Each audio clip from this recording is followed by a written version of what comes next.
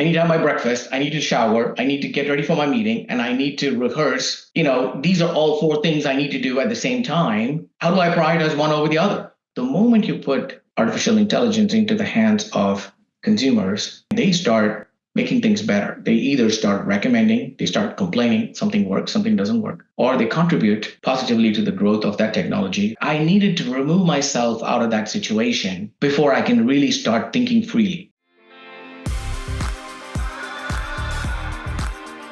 If your head is all over the place right now in this chaotic world that we're living in, I want to let you know that by the end of this conversation with Murali, you'll have clarity for yourself. We'll investigate how you can become more the natural version of you. But something we're going to talk about, which I think most people maybe miss, and that is that technology can be used for you and the business that you work in, irrespective of what that business is, to turn you into a high-performing machine. Murali, welcome. I'm super excited to sit down with you today. How is your day going so far, sir? Very good morning to you as well, James. My day is just fantastic. I think I am about to talk about something that I'm really passionate about, and thank you for having me on your podcast channel. I'm really happy to be here. I'm excited to have you and dive in. We've had good conversations this last couple of weeks about having this conversation and finally got ourselves sat down together. So why don't we take a little dive straight into what is this that we're talking about when we're talking about high performing machines? So, we talked about it in the green room before we came on air, but tell us a little bit more about how can somebody take technology and turn themselves or their business into a high performing machine? Why don't we start there and we'll just meander through some other questions that I've got prepared for you. And I think before I answer that question, our audience would like to know who they're listening to. So if you don't mind. I'm happy for you to do it that way. Yeah. Yeah, I'll do a very quick intro about myself. And let's just say that I'm someone who is very passionate about solving the right problems with the right gadgets. I wouldn't say just technology, because technology is just a piece of the solution. There could be a non-technological solution to a problem as well. So I try to take a very holistic approach to first identifying the right problem to solve, and then solving the problem, and then ensuring that that problem, the solution, pays for itself over time. So that's me. I have many years of experience doing this. Let me put it that way. And over time, I have just learned to be more human with technology than more than technical with technology. Tell us more about that. So that piece about, because technology, I think, can overwhelm people quickly. People who consider themselves to be not technical get overwhelmed quickly. But you just mentioned that key thing is that you can bring some humanity and some, a human interaction into this conversation. So how do you do that? What are the things that you do to make this more of a easy to understand, simple to digest concept? The first question is, I ask myself, why am I at the table? Why have I been invited to this party? And what do I really bring here that I do well? And there may be others who do this well as well, but I'm here. So this is my moment. This is my time. So I try to connect as much with the people as much as possible. And let me explain to you how. I was at a networking event a couple of days ago, and there was a gentleman from a large airline industry. He was from the airline industry, and we just met, and he introduced himself. I introduced myself. And then I asked him a little bit about himself. So he just sharing his perspectives. And then he slowly transitioned to his work life. And then I asked him, like, what's keeping you up at night? A very simple question, right? This question is something that I would not have known to ask 15 years ago, right? Because back then it was all about being technical. It was all about being technology focused, and it's all about implementing technology and wrapping things up. But over time, I realized that there is a means. Technology is just a means to an end. And my being a problem solver is more critical than my being a problem solver with technology. So I just asked this very general question, and he caught wind of it, and he just dove directly into the areas that he's really focusing on and where he needs help. And of course, I found a couple of interesting challenges that he has where I could be solving problems, where I have been in the past, and where I have been successful delivering good solutions, and we hit it off. So, and now, next week we are going to have a follow-up discussion on that, right?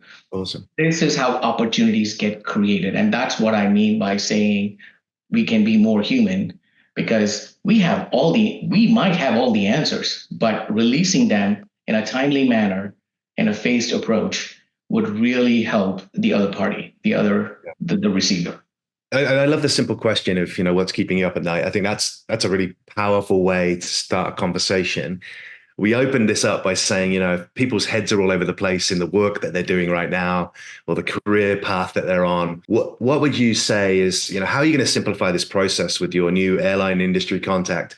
What are the things that you're going to be focused on to keep that conversation simple? I think this gentleman gave me a couple of pointers already, areas that he is, and some of the nuances in the challenges as well. And from my observations, he has a multitude of issues, multitude of challenges in the way that him and his team are dealing with the problem. And it is not something.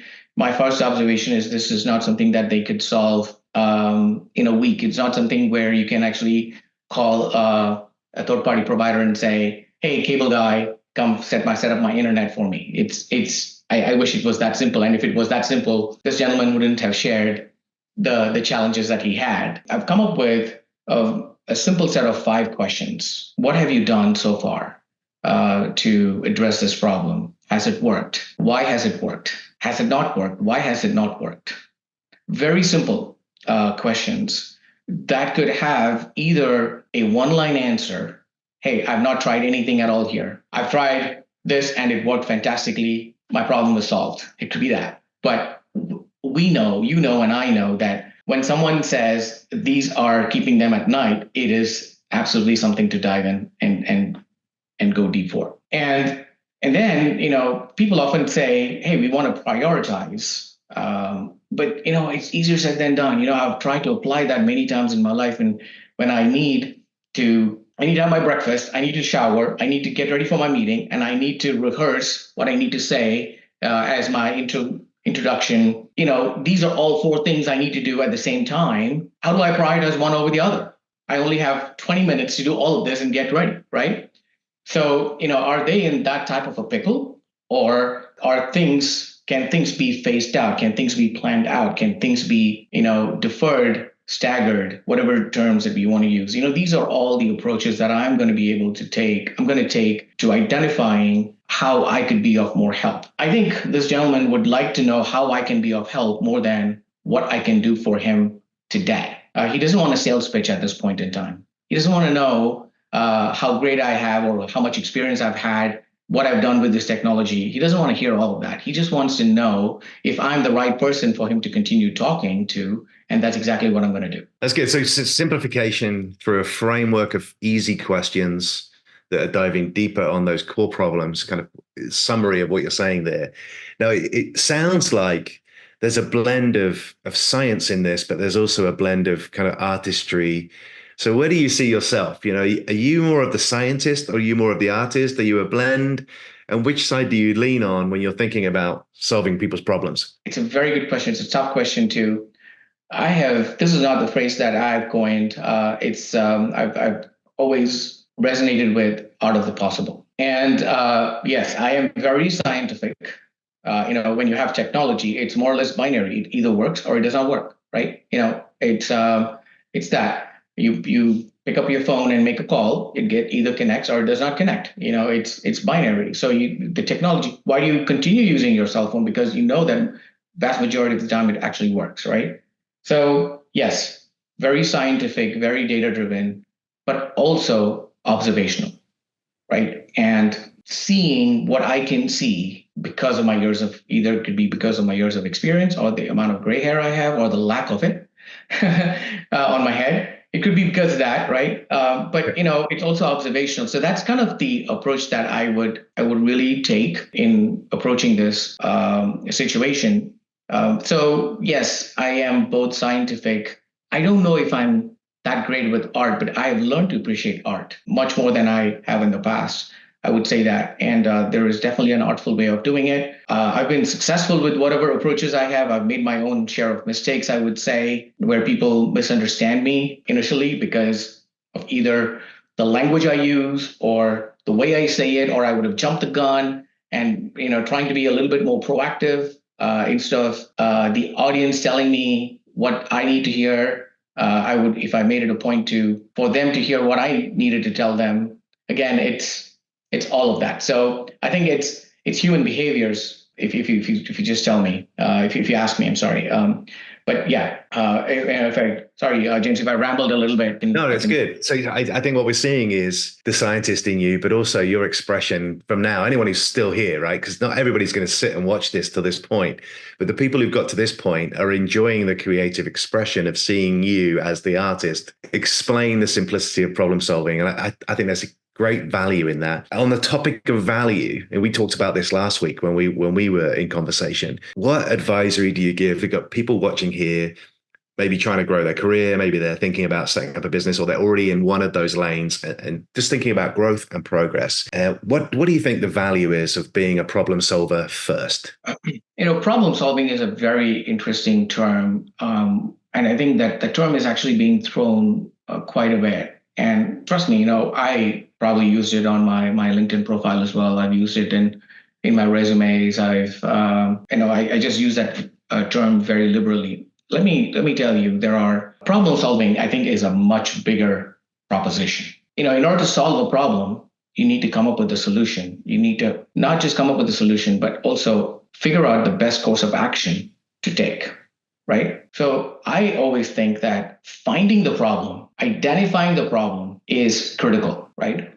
If a customer, if someone, in my line of work, I've had business leaders come to me and tell me, Murali, here's the problem. Okay. So one way to look at it is, and I've done this in the past, I've just taken their problem as verdict and I'd go and find ways to solve that problem. At the end of that solution period, if I asked them whether they were satisfied with the delivery of the solution, well, they'll say, well, if you are talking about this, then yeah, but these other problems still reside. So how come these problems didn't surface all throughout that journey of solving the problem that was once stated by that business leader? So if I ask that question, it's not their fault. It's not my fault either, but still the entire problem has not been resolved. Right. That is also one of the reasons why, for me, problem solving is about, yes, okay, you have a headache, you go to the doctor, right? If the doctor just says, oh, take Tylenol, I could have done that myself, right? I could also tell the doctor, I've taken Tylenol already and it didn't work, right? It's just my headache is recurring. So they need to get to the root cause of the problem. So there goes, right? So being able to have conversations with the person sharing their problem with you, whether it's a business problem or a personal problem, and then really identifying what is happening, what is going on, what are all the things that may be contributing to the problem, and are we really looking at the symptom or the root cause? Sometimes we may not be able to address all of the root causes, but what is important for them to address, I think that is very critical in the whole problem-solving equation. For someone like me who has been problem solving a long time, problem solving comes easy, provided somebody gives me the problem and I can just go and solve it. But the moment I take that extra time to really understand where the problems are, a lot of unmet needs will have surfaced. Then we shape the problem and then solve the problem. That is kind of the approach that I have taken over the last 3 to 4 years. And I've seen tremendous results where I become the go-to person for the person I'm solving. I become their trusted thought partner. And that means a lot more to me today than just calling myself a problem solver. Yeah, and I'm hearing that in your responses here is that there's a process of exploration and curiosity. You've mentioned possibility earlier on in the conversation here. I think that's vital, that you're willing to explore every avenue. And then the other thing that you're conveying here, which I think people need to hear, is modern day skills that I think people are going to need. We want to talk about AI today as well.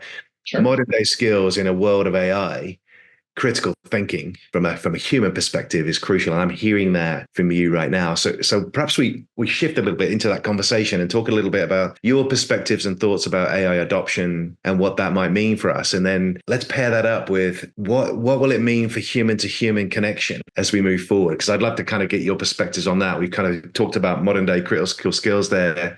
Let's take us into this futuristic world that we're kind of living in right now. Everybody's chaotic and the hype is, off the chart of hype. So what do you think? What's going on with AI adoption, and what does human to human connection mean? I don't know if it's intentional or it comes naturally to you, but then you preface this whole question of AI and human to human thinking with curiosity and critical thinking. I'm thinking you're just natural at it because I think curiosity has what's led to all of the innovations in technology today. There are a lot of curious minds, and that curiosity, wanting to do something about that curiosity, has exploded in the recent years, and that's brilliant. A few years ago, when I was sitting in one of our leadership training programs, there were several over the years in my tenure in my career, and this time the trainer was actually talking about being inclusive about different people's perspectives. And in order to be that inclusive leader, you got to be curious. You have to and then I wondered, what does that really mean? Being curious. And only to realize over time that I am innately a very curious person. I ask a lot of questions to the point where the other party could get annoyed. And I have to watch out for that as well, right? But then that's what leads me to really understanding, getting to the depth and the breadth of whatever it is that I'm trying to do. And then the sense of observation that goes along with it. That has led to critical thinking, I guess, in a way. So they in my mind, and I might be wrong, I'm not an expert in human psychology or any of these things, but in my mind, I feel that they are related. One leads to another.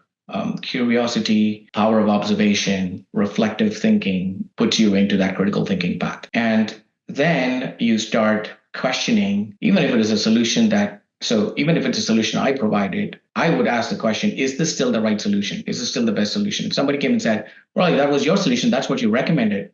Yes, I did. That's what I suggested.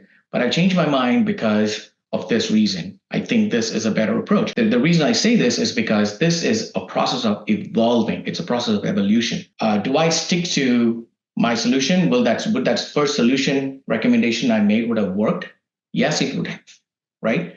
Would it have worked in ways that I think my solution should? No. And that's why I came up with the second one. The second solution, can I say the same thing? I don't know yet, right? So I always have this. Yes, I'm a good problem solver. I give good solutions. Make good sound recommendations. But again, it is a process of evolving. You take this. This is exactly what has happened with machine learning and artificial intelligence. It has evolved over the years, right? Of course, this is very expensive to create and produce, right? So companies like OpenAI, Microsoft, Google, you name them, they have invested a lot of time and resources to building this type of technology. But then it is that innate curiosity of making it better and making it better. And they've seen better results. And there's a lot of research that's gone into it, which has made it a lot better. Now, the question is this a powerful technology? Yes. The companies today are releasing technology into the consumer space. They're already democratizing access to this technology. Some of them are free, some of them are charged. But the moment you put artificial intelligence into the hands of consumers and they start tinkering with it and they start making things better, they either start recommending, they start complaining, something works, something doesn't work, or they contribute positively to the growth of that technology or the development of that technology, or better yet, the outcomes that it makes. AI is, when we say artificial intelligence, then what is not artificial? It's human intelligence. Human intelligence is deep, and I think it's very profound as well. But machines have speed. So that's kind of where things are going, right? So as long as we are able to understand that AI is going to continue to evolve, and we will have, as consumers of technology, we will have access to only some parts of it that are released and accessible, and then it's continuing to evolve. I think there is a great potential for us to have that human to artificial intelligence interaction. And better yet, where I have started leveraging AI today, let me tell you this. I want to write something. I want to write an email, right? I want to write a thank you note. I would just say, hey, thank you for your time. Thank you for doing this. But then, if I go to like either a chat GPT or Gemini, I don't have any favoritism towards any of these technologies. I see them all as equal. When I go to them and say, hey, this is a scenario, I'd like to send them a nice thank you note. No more than 2 sentences, but make it relevant. It gives me a really good version of it, right? Now, it learned from other people writing these thank you notes on the internet, right? That's kind of where that's how I see it. So by leveraging artificial intelligence, we are also leveraging historic human intelligence, and that's the power of the technology we have today in our hands. In the midst of that, you really prompted something in me, and I'm going to share this with you, and maybe you can comment on this if you like. But what I was hearing was seek to understand. So you've got a lot of that curiosity going on. What will benefit people the most right now is to be thinking about how flexible can they be and adaptable can they be to the changing dynamics of this evolution in technology. And, essentially I think about AI as, the things that computers can't do, but once those computers can do it, it's really just software. And the companies that are investing into this are software companies. So we will evolve to that. But your message was really strong, I think. And I don't know if you meant this intentionally about be flexible, be adaptable, because your evolution will mean that you'll have this interaction. Is that kind of playing a little bit what you say? Yeah, I think that's cool. Awesome. Right. Artificial intelligence has been created with human intelligence. Mm-hmm. That's the basis. That's the foundation. That's where the data comes in. That's the machine learning aspect of it. A machine learns from data. It learns from human data.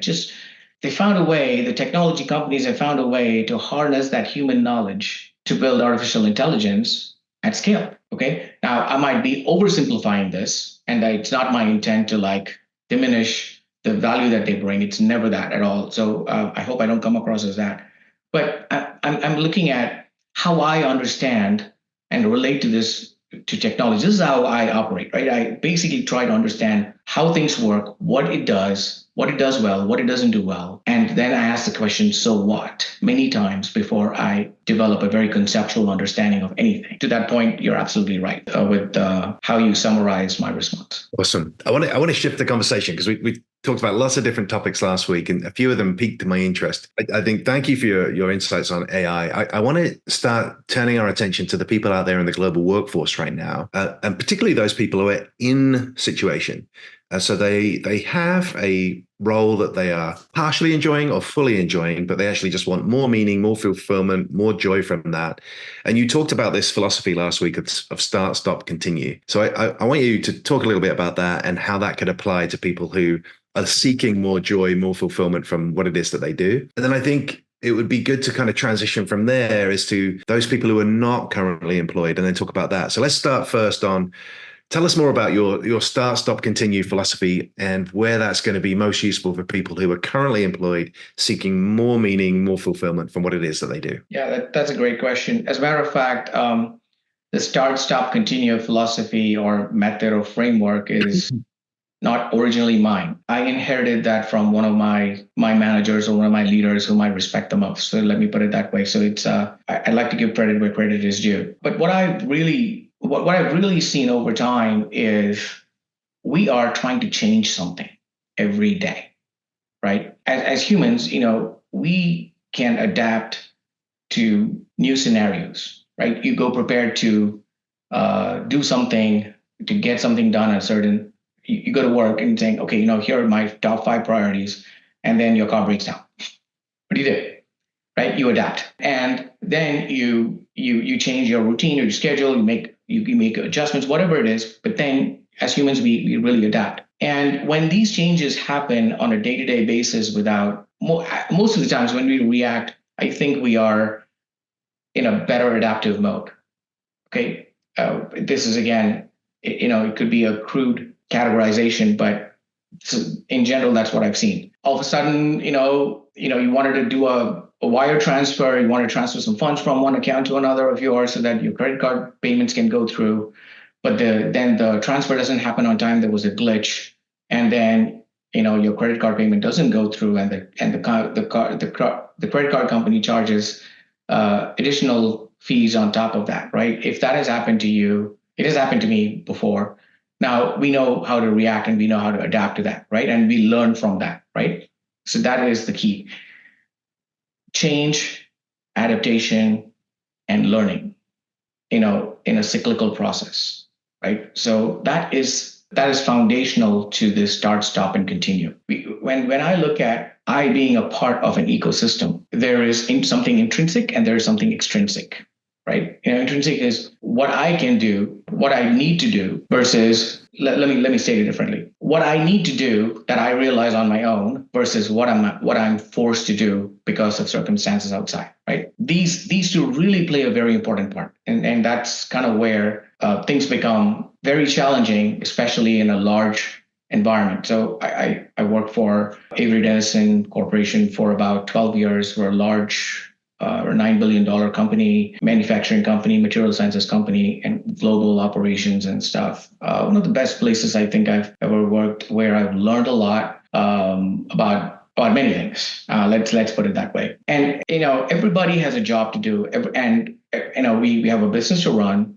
There are new strategies to be competitive in the marketplace, right? And the people who are running the business at that top level, they know better, they know best to set the course and steer the vision. But then what that means to everybody in the rest of the organization changes. For example, if there's a merger or an acquisition that we do, that is growing by mergers and acquisitions, if you want to really look at it that way, right? That's a growth strategy for the company. And of course, the people who made those decisions they've done their due diligence and they've made that. Now they really expect the rest of the company to adapt. Now, in that case, ask the question, what should change? Who should change? And what should they effect? That is where things become very, very difficult.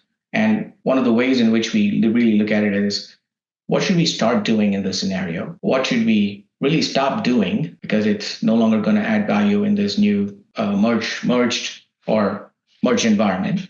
And then what should we continue to do that is pivotal for us to keep running our business, right? So if you, in this example, this question you ask at every single level from top down, or you go bottom up, and then you collate all your responses together, all of the insight together, then you will exactly know who should be doing what at what level, what is priority, what is not priority, what do we need to change, how do we need to adapt, and how are we going to learn from this so that we can evolve. So that is the premise, but at least from how I look at it and how it has helped me, right?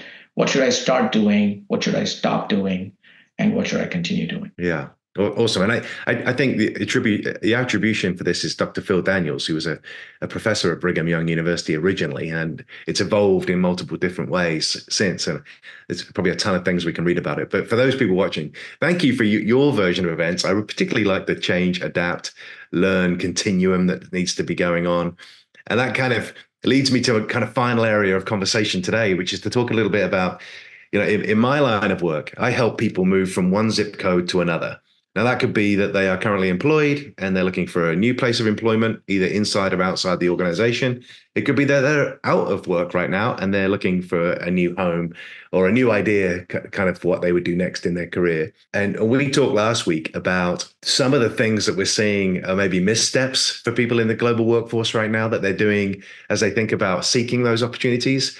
But you also prompted me on some of the things that would be good for people to be thinking about. So perhaps we'll wrap up by giving your advice on how can people find their next forever home, or at least their next stepping stone onto greater things within their career. What are your thoughts about what you're seeing in the marketplace, and what's your advice for people watching? Well, that's a loaded question, and I don't know if I'm qualified to give this as an advice, but let me share my perspective on this based on my own personal experience. So I also need to share with the audience that as of the end of last year, I exited Avery Dennison. I had a really great run for 12 years. And, it was a mutual exit from the company. But then I also really started asking, while I was still employed, started asking the question, am I still utilizing my fullest potential? Am I still and it's evolved, right?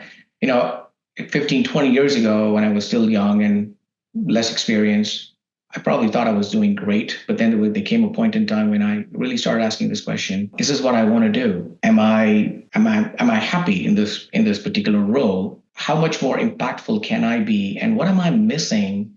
And why am I not being as impactful as I want to be? Right? That's the question. If there's a job role and I'm executing to that particular job role and I have metrics to measure and prove, right? I'm successful in that particular job role, right?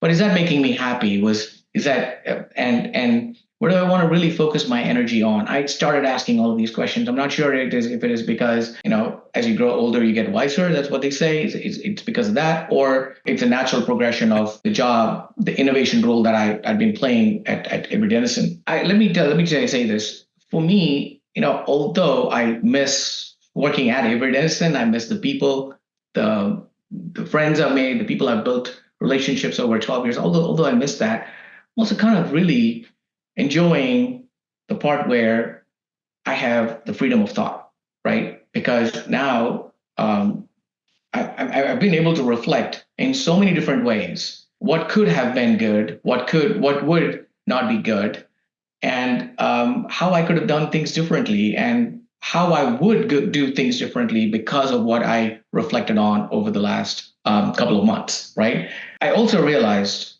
that I needed to remove myself out of that situation before I can really start thinking freely. Because when we are in a job, we have responsibilities, right? We have responsibilities to fulfill at work. And because of the job, because of the income or whatever lifestyle we are able to provide at home, we need to continue to provide that for the family, right? I mean, these are just two situations that I can think of for any individual, but there could be more. Now, that creates a certain void in our ability to think, in our ability to reflect, and in our ability to be true to ourselves. You mentioned being a true version of oneself at the beginning of this, and I'm going back to that, right? So I think I had an identity crisis where I was asking myself, am I really being the true version of myself today? And is this the version that I want to be tomorrow or the day after or a year from now? And I didn't have the time to answer that question. And today I have a little bit more clarity in that particular area. Now, that's just my story, right? I'm not encouraging anybody to just leave their job because they have to find their new identity or something, but find your purpose, find your mission, find what you want to do. And it changes over time. Your experience shapes you, right? I've traveled a lot. I have experienced different cultures. I've been in different situations with different people, some rewarding, some embarrassing because I didn't know their culture or stuff like that. But those are the moments that really shape you up when you reflect, when you think and you reflect, right? So identify those opportunities that will allow you to do that, and you need to give yourself the time. The best way to do that is to take a vacation, right? They say unwind. If you had a stressful 6 months, you had a great project, but then it was intense, you wanna unwind, great. You take 2 weeks of vacation, you unwind for 1 week, and then if you're able to reflect on these things the second week, I think you'll be doing yourself more justice.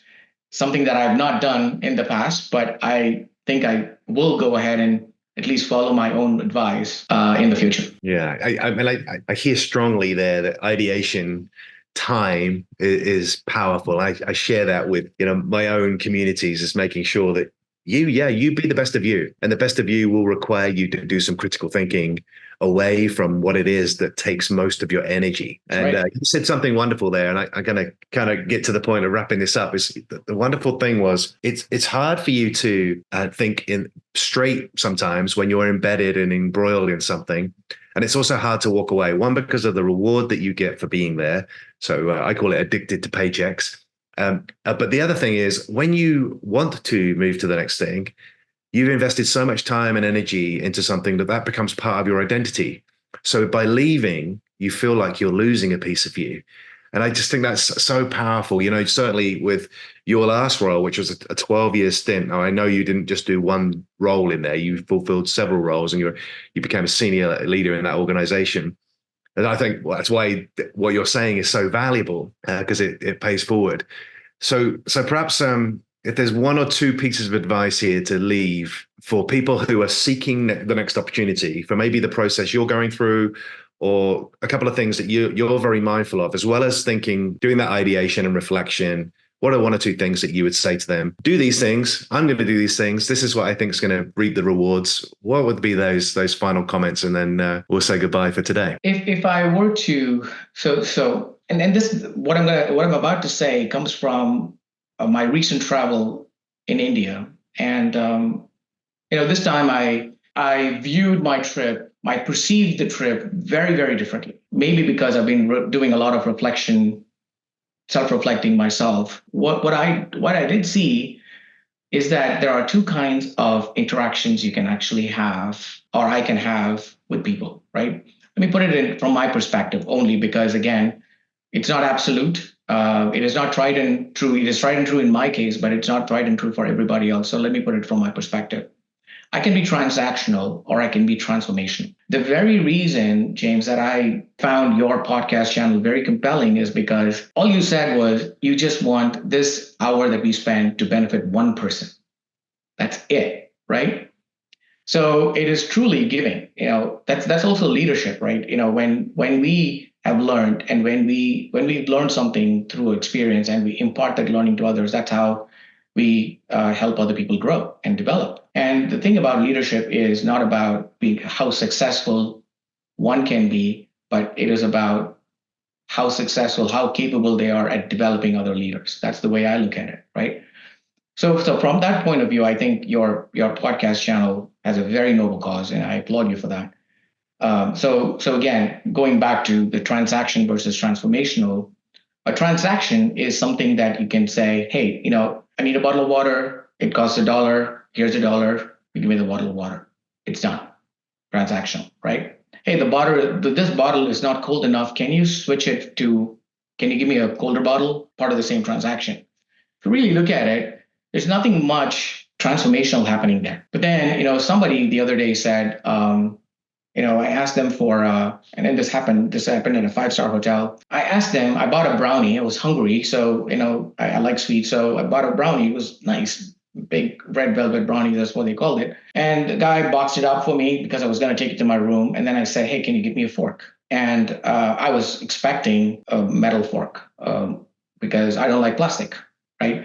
I eat with my hand, but I don't like plastic. And he gave me a plastic fork. And I said, can I have a metal fork? And he said, no, I'm not allowed to give you a metal fork. I said, well, according to whom, right? I'm your customer. I'm staying at this hotel. You're telling me that I cannot, and there were like forks on, like they had tables set up for dinner or whatever it is. And I said, let me take one and you replace that. And I said, no, you can't do that. He stopped me completely, right? So that was a moment where I could have just made it transactional and said, no, I need a fork, get it to me. But then I just stopped for a second and said, listen, I am a guest staying in this hotel. And if I need a fork, a metal fork, I need a metal fork, right? One, as just offering good customer service, you could give it to me, right? Or you could just ask me why I prefer a metal fork versus plastic fork. And I would have said, listen, I don't do plastics because it is not sustainable. It's not good for the planet. So as much as possible, I would go with a metal fork, plain and simple. So when I shared that with him, he said, now I understood why you're asking me this. My apologies. Let me get you a fork, right? So again, there are moments when we can actually make an impact in somebody else's life. In my case, I really am about a green planet, and I wanted to share this perspective with at least one person so that I pay that forward. So that's kind of how I look at life in general. So that again, it's up to us to decide whether we want to be transactional or we want to be transformational, just purely from a human perspective. The second part of it is the second thing I want to mention is I think a lot of us are driven by costs, and there's nothing wrong being cost conscious, but sometimes we also fail to see the value proposition, right? So why would you want to spend a $5 on a bottle of water where actually water is technically free, but why should I spend $5 on a bottle of water? Well, I'm at this tourist spot and that is the cheapest bottle of water I can get. I'm thirsty. I'm parched, and I would want to spend that $5 so that I'm not thirsty. So something that is technically free, we paid $5. Would you be cost conscious at that time, or would you be value conscious at that time? Right. And I think us asking these types of questions would really help us maneuver several challenges in an organization and in our life, cost versus value at any given point in time. I think that is how fundamentally we operate as humans as well. And those are the two perspectives that I wanted to share with you. One is transactional versus transformational. We can all be that. And then be cost conscious, but also be value minded at all times. I think you've wrapped it up perfectly. I was thinking about that transformation piece is value. So how can you transform your conversations into as much value as possible? What a great way to end our conversation today. I've really enjoyed having you on and listening to your perspective. I think we could probably do another 3 or 4 shows like this, diving into each of these individual topics.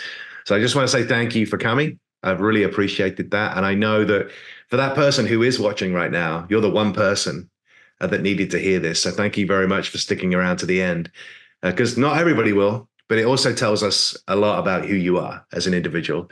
So thank you for watching, and we'll see you in the next video.